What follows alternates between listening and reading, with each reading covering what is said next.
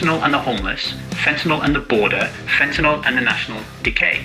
Now, to be fair, it's not when I listen to it 24/7 fentanyl coverage, but it comes up quite a lot, and it comes up as part of a consistent narrative. And that narrative is that fentanyl is destroying America, and is tied to border control, immigration, liberal policy.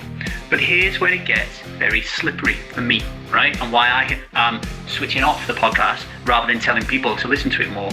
It's because these same men, the venture capitalists, the billionaires, the power brokers, while they're demonizing fentanyl, they're celebrating alcohol like it's a vitamin.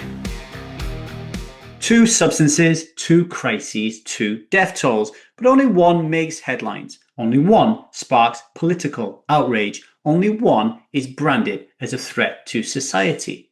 Fentanyl is a demon. Alcohol, that's a dinner guest. We wage war on the first and we pull the second at weddings, funerals, and christenings.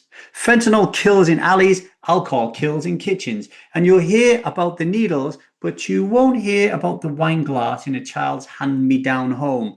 You'll hear about the border, but not the bottle passed from father to son. One is a weapon in a culture war, the other is the culture. And we wonder why people keep dying.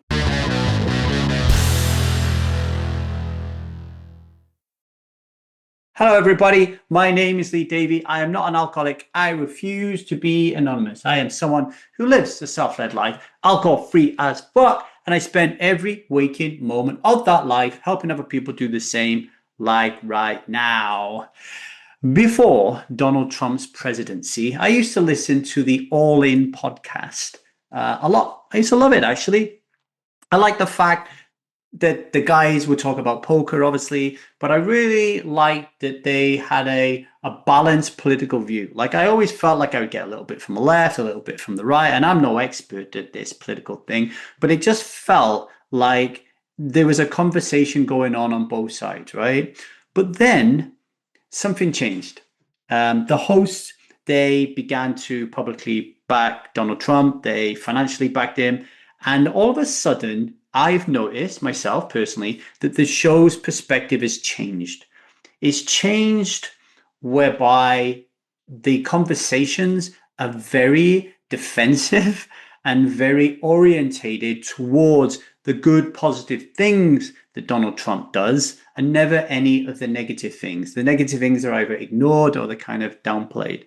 And I was listening to it the other day and something came up and I realized that, oh, wow, this is actually a part of their political rhetoric, right? And that's fentanyl.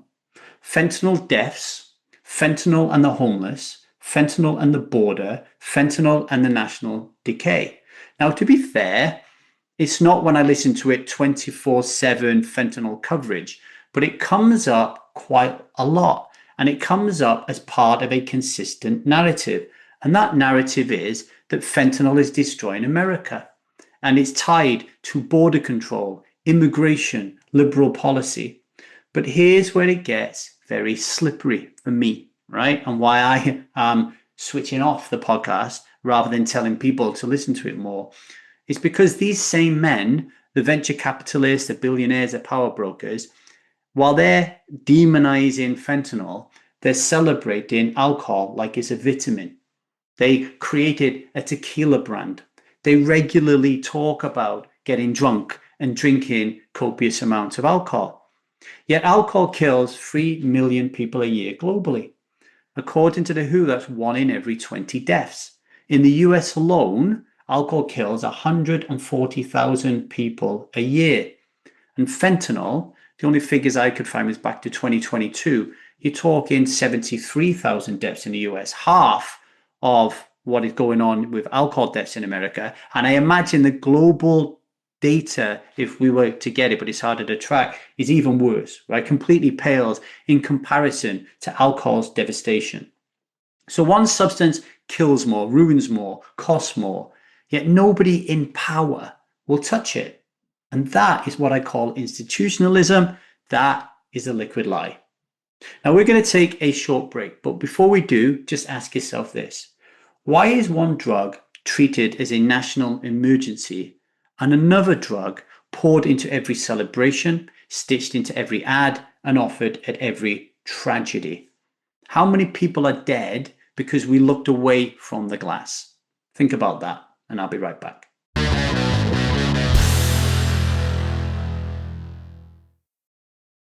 Welcome to the 1000 Days Sober podcast, or should I say welcome back. We are unpicking the liquid lie by comparing two different killers, one feared and one funded. So here's what I really wanted you to see. Fentanyl deaths in the US are heartbreaking, without a shadow of a doubt. And anybody touched by fentanyl death, I don't want to minimize it, right? But there are so many different things in the world that are fucked up that kill us, right? Fentanyl being one of them. 73,000 deaths in 2022. I mean, it's a disgrace, right? But at the same time that fentanyl was killing 73,000 people, alcohol is killing about 140,000 just in America and 3 million globally. So more people are dying of alcohol abuse and alcohol-related illnesses and diseases annually than war, murder, and terrorism combined, right? Yet, we advertise alcohol on TV. We push it at sporting events, birthdays, funeral. We write it into law as if it's sacred, right? Fentanyl, the way I'm seeing it, this little guy from Cardiff, I'm seeing it right now being used to score political points, whereas alcohol is used to secure social ones. The liquid lie doesn't just protect alcohol, it weaponizes the silence around it. Imagine if Donald Trump or Joe Biden, while they were running and campaigning for presidency of the United States, imagine if they stood on stage and said, I want to cut alcohol deaths by 50% and start trying to push and promote a dry agenda. They'd be laughed off the stage, right? It would be political suicide for them because alcohol isn't just a drug, it's an identity. It is how people connect, it's how they escape, and it's how they belong. And that is what makes alcohol untouchable. You can't have a conversation around homelessness without talking about alcohol. You can't talk about domestic violence, childhood trauma, crime, accident and emergency rates without talking about alcohol. But nobody does. We're just focused on fentanyl. And that's because the lie is systemic and it's up to us to tear it down.